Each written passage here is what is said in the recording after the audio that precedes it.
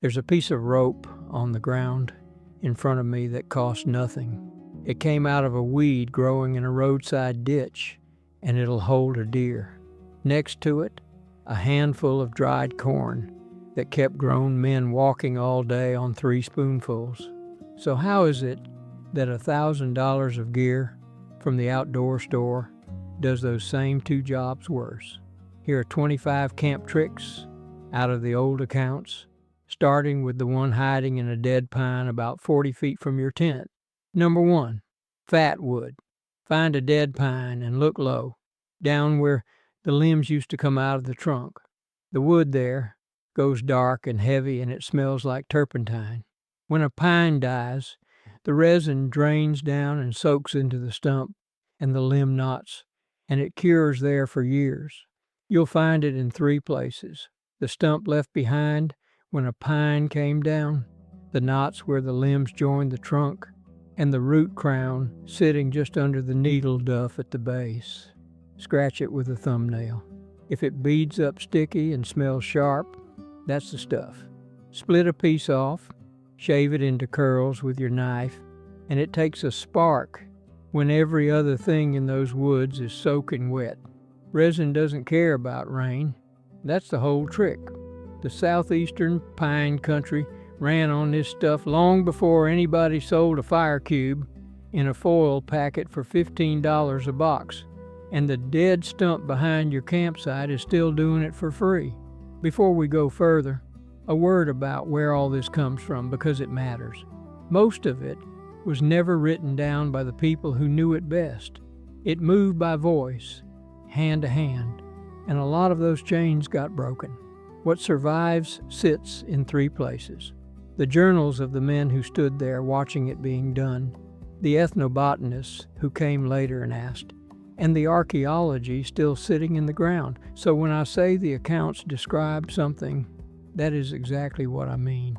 And there's one rule underneath all 25 of these.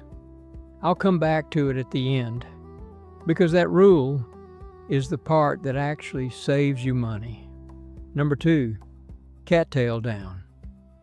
That brown sausage on the stalk at the edge of every pond in this country is packed tight with seed fluff. Pull one apart, and it comes out in a cloud in your hands. It takes a spark instantly, and it burns off just as fast, which is why it never works alone.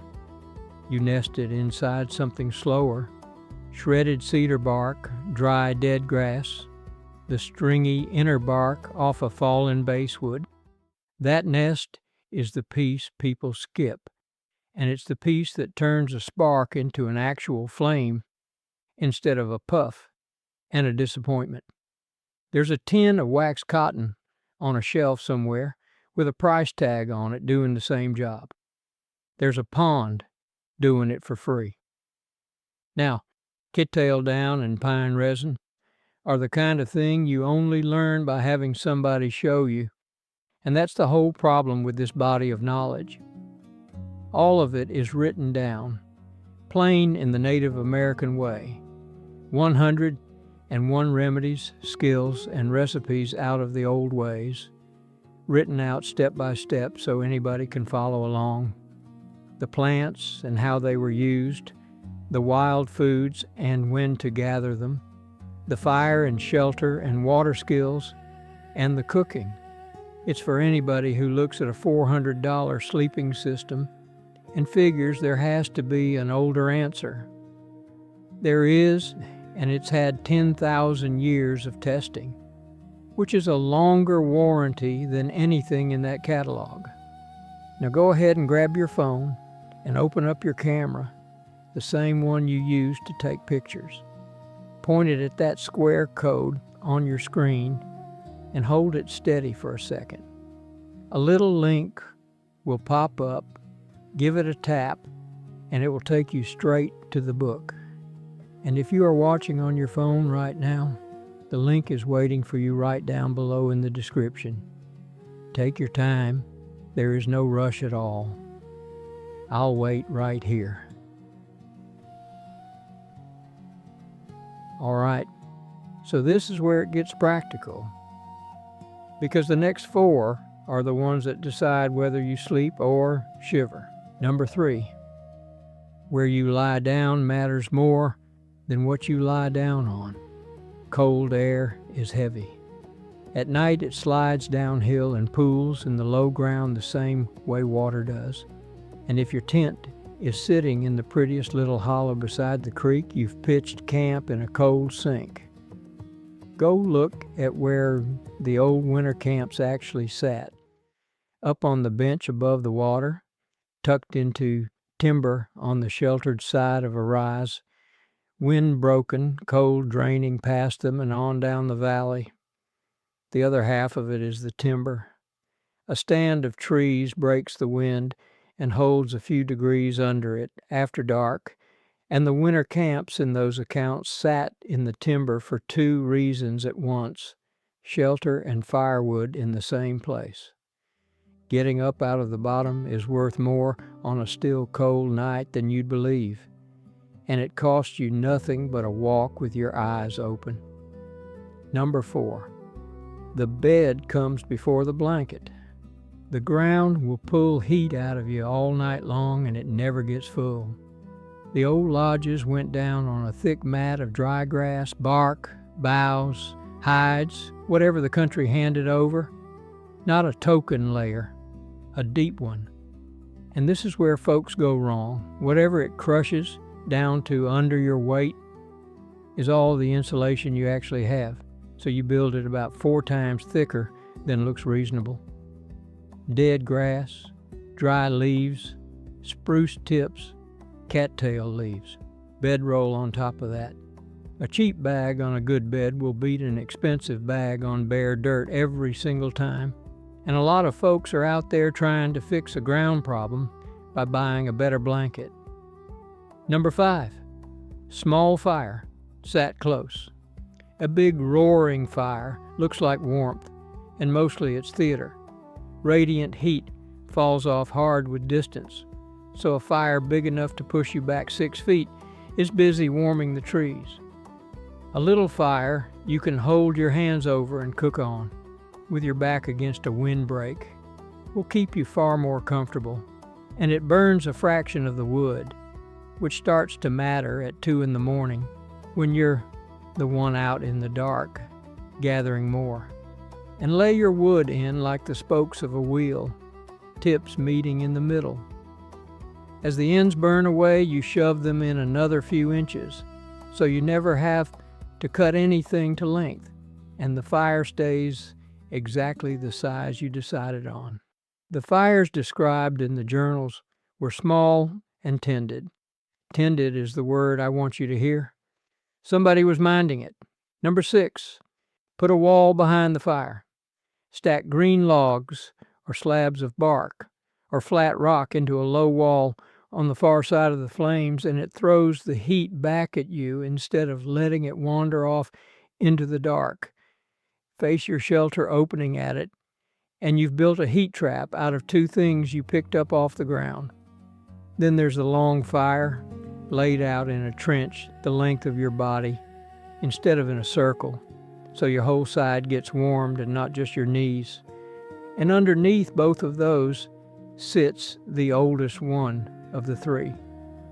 You burn a fire in one spot for a couple of hours, rake the coals off to the side, cover the warm earth with a good few inches of dirt, and sleep on top of it. That ground gives heat back half the night. Do not skimp on the dirt. People have set their bedding on fire being clever about that. Number 7, rope out of a weed. This is the piece I showed you at the start. Dogbane, which old-timers called Indian hemp, and its cousin, common milkweed.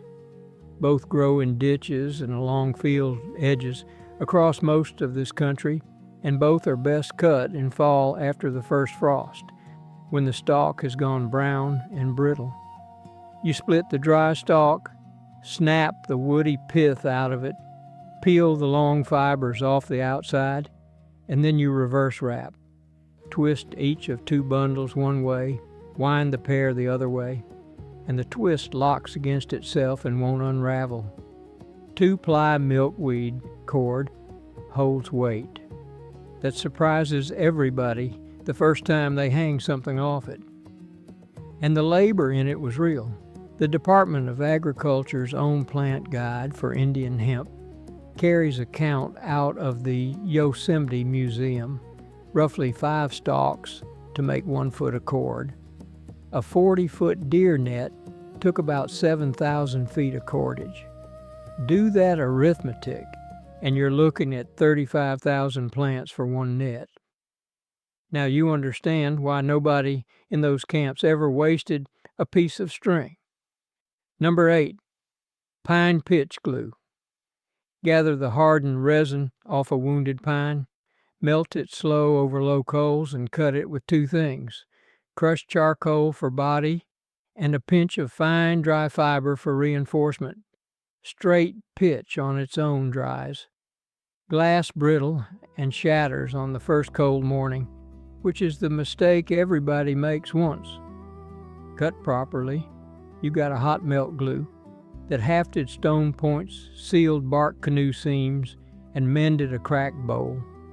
It goes on hot, it sets in seconds, and when it does fail, you warm it up and it works again.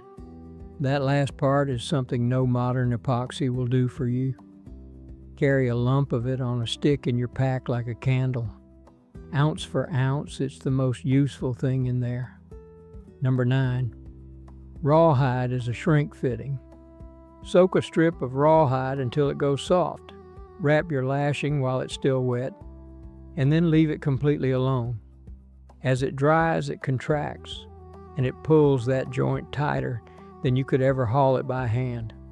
Axe heads, clubs, snowshoe frames, drum hoops, all held together that way, wherever hide was available. One caution rides along with it. Rawhide that gets soaked through, again will soften and let go, which is why the pieces that lived outdoors got greased or smoked to shed water. Keep it dry and that joint holds for decades. You can do the same thing this weekend with a wet strip of leather lace off a boot. It's slow, and while it's drying, it looks like you've accomplished nothing at all. Come back a day later and try to move that joint. Number 10, when you pile debris on a shelter, go well past the point where it feels sensible. Leaves and grass don't insulate because they're leaves. They insulate because they trap still air, and a thin skin of them traps almost none. Forget inches. The people who actually sleep out have a simpler test than that. Crawl inside in daylight and look up. If you can see a single speck of sky through that roof, it isn't finished. From the outside, the thing looks ridiculous. Inside, in a shelter no bigger than your own body, with a plug of leaves stuffed in the doorway, folks sleep through hard frost with no fire at all. Small is what makes it work. A roomy shelter is just a large volume of cold air you volunteered to heat with your body. Number 11, don't drink out of the muddy edge. Dig yourself a hole a couple of feet back from the bank, down below the level of the water, and let it fill by seeping through the sand and gravel.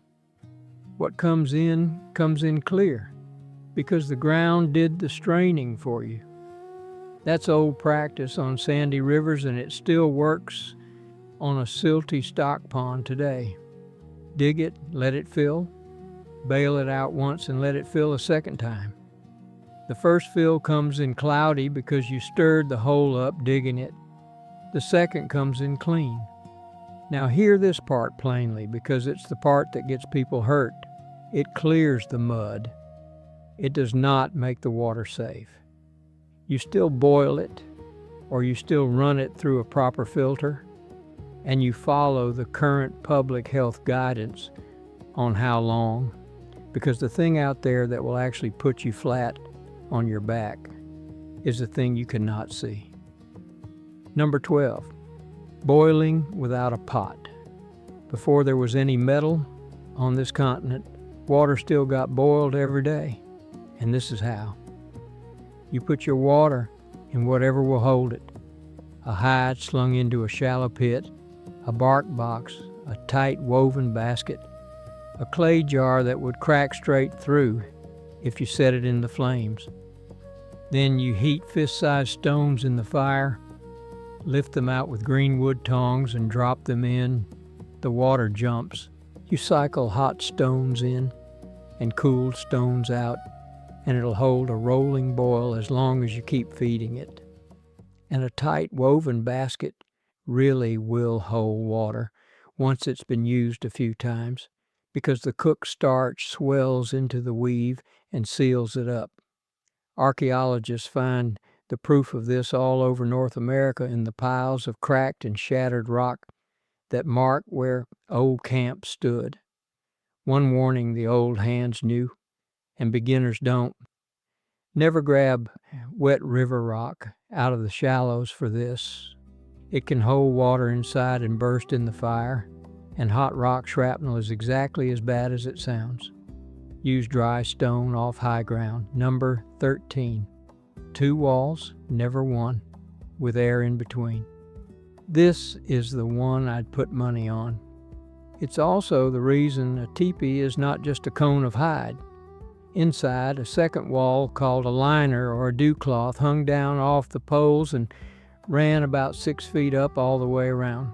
That gap between the liner and the outer cover does 3 separate jobs at the same time. It's dead air, so it insulates. The same principle as the double-pane window in your kitchen. It catches the rain and the condensation running down the poles and walks it to the ground outside your bed instead of onto your face. And because cold air slips in under the cover and rises up through that gap, it creates a chimney draft that pulls the smoke up and out the top. 1 piece of cloth, 3 problems gone. The State Historical Society of North Dakota teaches this as engineering, because that's exactly what it is. Your $400 tent has 1 wall. Hold on to this one, because it's part of the rule I still owe you. Number 14. 2 ears you can steer. On top of that same lodge sit 2 flaps, one either side of the smoke hole, and each one has a pocket at the tip that takes a long pole standing outside. You walk around the outside, shift those poles, and the flaps swing. Set them quartering downwind, and the air passing over the opening pulls the smoke straight out instead of shoving it back down on top of everybody. Wind changes at midnight. Somebody gets up and moves a pole. That is an adjustable chimney built out of hide and 2 sticks, designed for a house that had to come down and go back up every few weeks. There's a reason the flaps are the actual definition of a teepee.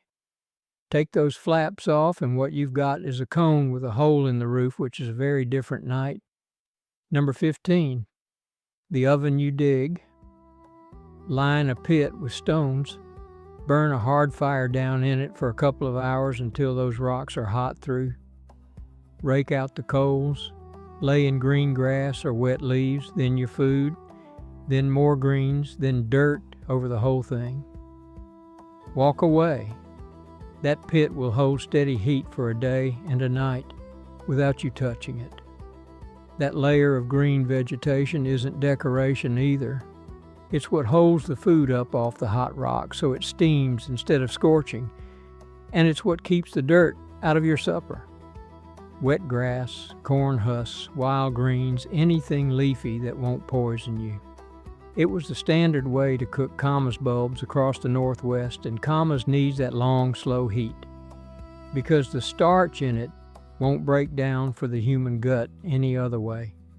Roast it fast over coals, and it comes out a starch.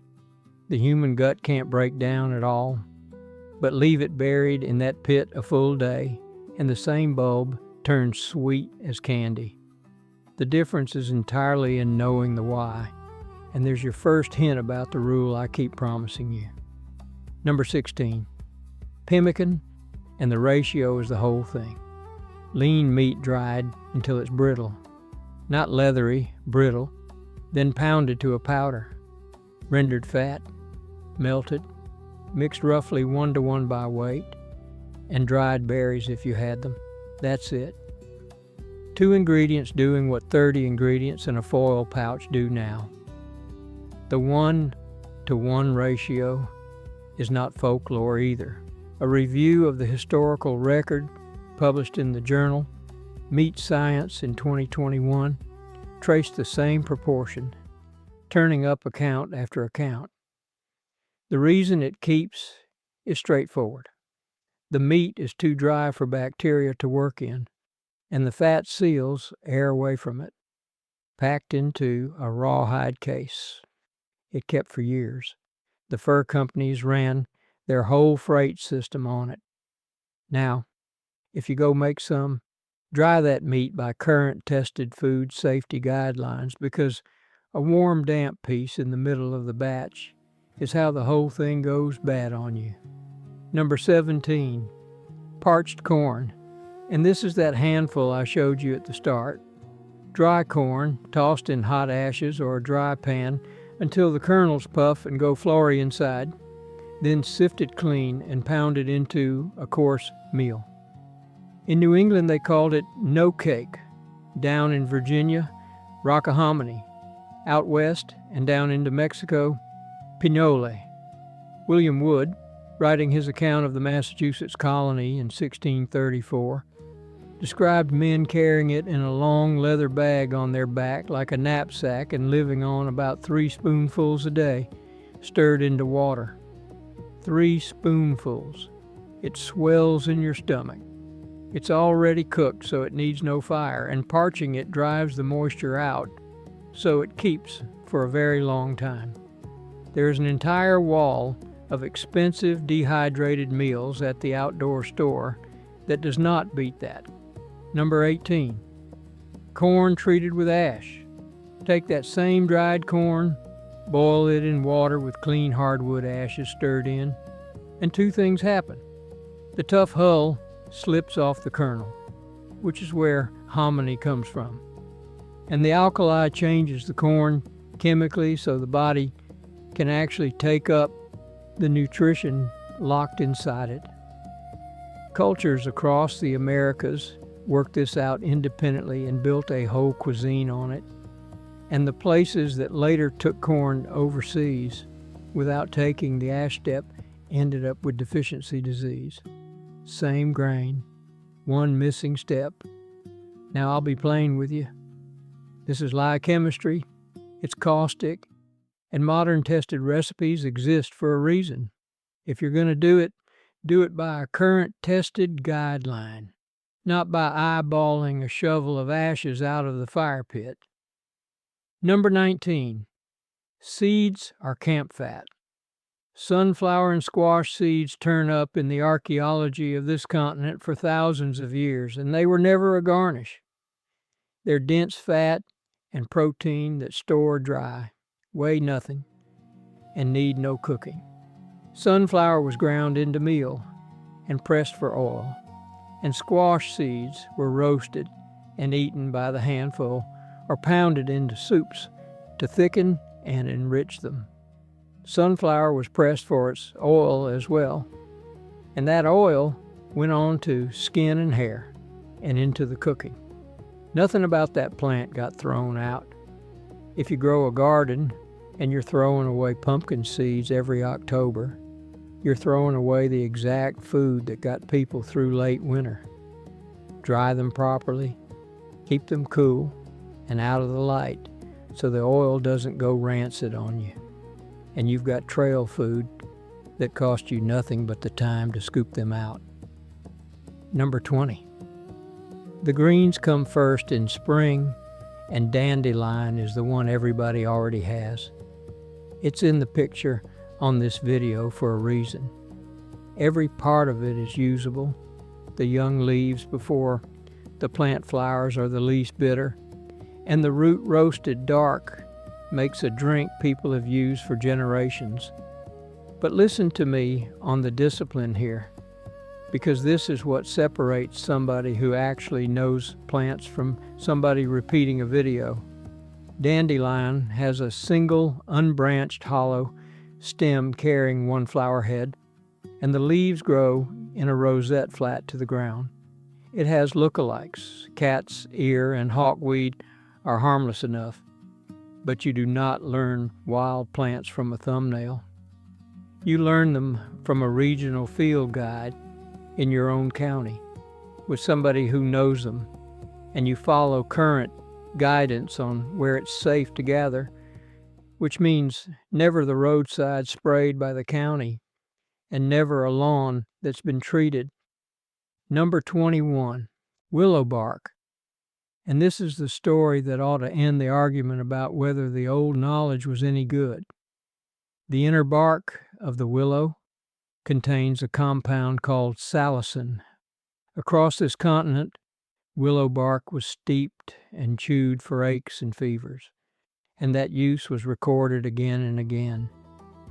Then in 1828, a professor in Munich named Johann Andreas Buchner purified salicin out of willow bark, and by the end of that century, the Bayer Company was selling the modified version as aspirin.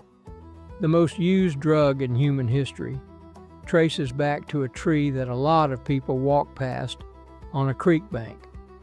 Now, understand what I'm saying and what I'm not. I'm telling you history. I am not telling you to treat anything with anything. Willow bark is hard on the stomach. And if you take medication, you talk to your doctor before you add so much as a tea. Number 22. Smoke moves biting insects, and I want to be straight with you about the bundle of dried sage sitting in the picture on this video. Burning certain plants is ceremony in a lot of nations. That knowledge isn't for broadcast, and it isn't what this channel teaches. What I can tell you is the practical side, which is well documented and has nothing to do with any of that. A slow, smoky fire of damp green vegetation, set up wind of where you're working or sleeping, moves mosquitoes and biting flies off you. It's the same reason the old accounts of meat drying describe a small fire kept underneath the racks, mostly to keep the flies off. And chemists at least know now why some of it worked. Testing on sweetgrass, which Flathead and Blackfoot people burned for exactly this purpose, found compounds in it that repel mosquitoes about as well as the sprays do. Number 23, carry it on your head, not your shoulders. A tump line is nothing but a broad strap across the top of your forehead running back to your load, and packers on this continent moved staggering weight that way for centuries. It stacks the load down through your spine instead of hanging it off two shoulder joints, and it forces you into the posture that carries weight best, which is leaning in with a straight back and short steps. The other advantage is your hands. A tump line leaves both arms free, which is why it stayed in use so long in country where you're shoving brush out of the way and catching yourself on a slope. Shoulder straps take your hands out of the job. It takes practice and your neck will complain for the first week. But if you've got a heavy, awkward load and a bad shoulder, try a strap across the brow and take the weight off those straps, even for a mile. $300 of suspension system is trying to imitate what that piece of webbing does for free. Number 24, dry feet and 2 pairs of nothing fancy. Moccasins were made loose on purpose because a tight boot crushes the air out of your sock, and air is the insulation. In cold country, they were stuffed with dry grass or shredded bark, and the part that mattered most is that the stuffing came out and got changed. Damp packing was pulled out and dry packing went in every single night, because wet insulation is not insulation at all. It's a cold compress. You do the modern version with 2 pairs of wool socks, one on your feet and one drying inside your shirt against your body, and you swap them before bed, not in the morning, and dry wet boots slowly at a distance from the fire.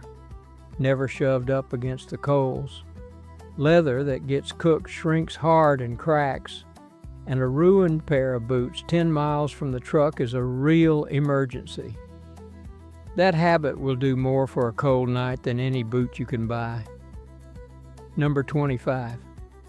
Read the ground and read the sky, because that's the skill everything else hangs on. Which side of the trunk carries the heavier moss and the thicker limbs tells you about light and prevailing weather. Where the deer beds down at night is a wind-sheltered spot, chosen by an animal that has no gear at all.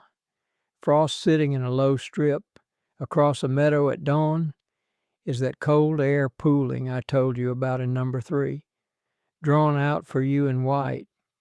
Smoke that lies flat and refuses to rise means the pressure is dropping and weather is coming. And after dark, the sky finishes the job. The 2 stars on the outer lip of the Big Dipper's cup point straight at the North Star, and the gap between them, stepped off about 5 times, lands you right on it. That one star sits still while the whole rest of the sky wheels around it, which is exactly why it worked as a fixed mark for anybody traveling at night. None of that is mystical. It's a lifetime of watching one piece of country written down by people who watched it, and then handed to somebody who was paying attention. So here's the rule I owe you, and it's the same one under all 25. Every one of these fixes the problem at the place the problem starts. Cold ground, so you insulate the ground. Smoke in the lodge, so you build a draft that removes it. Wet tinder, so you use a material that never cared about wet. Corn your body can't use, so you change the corn. Most of what's hanging on the wall at that outdoor store is trying to fix the problem at the last inch, after it's already happened, with a product. That's why it costs $1,000, and it's why it lets you down on the one night it matters.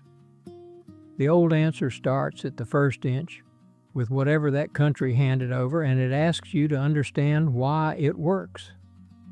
That understanding is the part nobody can charge you for, and it's the only piece of gear you can't leave at home.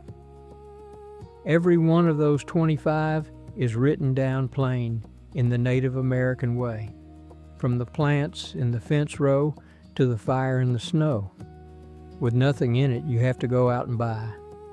Now go ahead and grab your phone and open up your camera and point it at that square code on your screen and hold it steady for a second. A little link will pop up. Give it a tap and it will take you straight to the book. And if you are watching on your phone right now, the link is waiting for you right down below in the description. Now, if you enjoyed this video, you will enjoy the video right now on screen even more. I can assure you on that. Click it right now, my friend.